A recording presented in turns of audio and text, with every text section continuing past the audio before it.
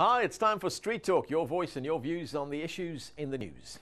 Some people are really attached to their email, perhaps to the point where it can get unhealthy. Case in point, a Chinese couple has petitioned to name their baby boy the @ sign. The parents insisted on the name due to the fact it's used all over the world in email addresses. When translated into Chinese, this quirky symbol becomes a sign of affection, meaning love him. It's unclear whether Chinese officials will approve their request. They will probably get back to the couple via email. Other new parents have had their requests shot down. New Zealand authorities refused the baby name of For Real because of the inclusion of the numeral 4. Not willing to stifle their creativity, Mr. and Mrs. Wheaton named their son Superman. I wonder if their son would have preferred Spider-Man instead. Yusuf in Gaza believes the parents chose this name for the wrong reasons.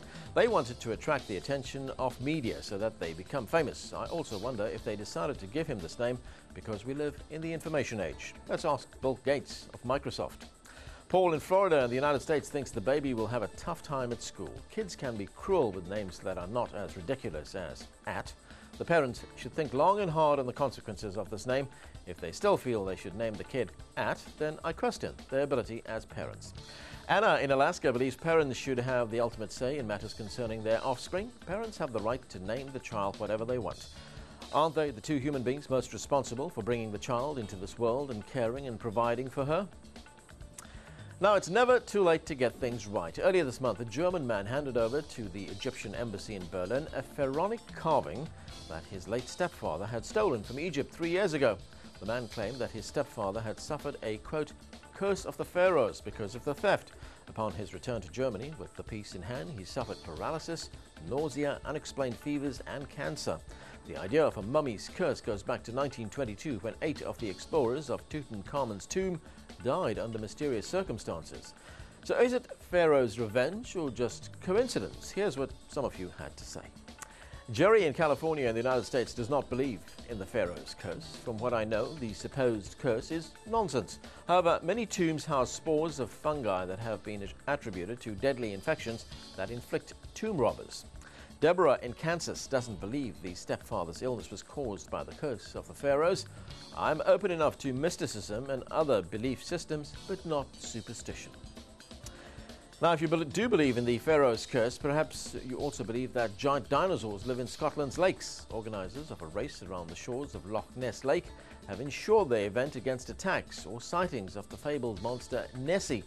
Insurers, Royal and Sun Alliance, would pay out £1 million if Nessie emerges out of the murky waters or swipes her tail at one of the competitors in the monster duathlon. The first recorded sighting of the monster was in 565 AD, when the beast is said to have snatched up a farmer for his supper. Who knows if she will appear again next weekend. Scott Wade from Texas in the United States lives on an unpaved road to stardom. Wade has created a new type of artistic expression, dust art, from the particles that he collects on his morning commute.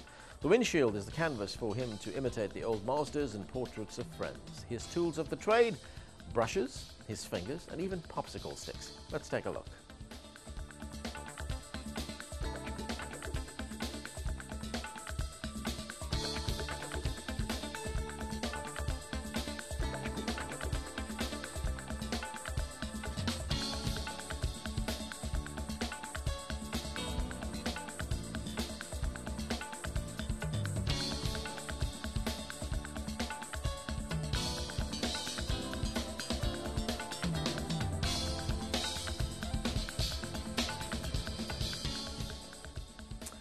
You see, it's not a load of old dust.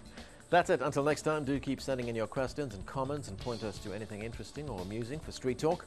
Remember, what you see here isn't necessarily the view of Al Jazeera. Some of the content has been edited, but for time and space reasons only. And that's the talk on the street.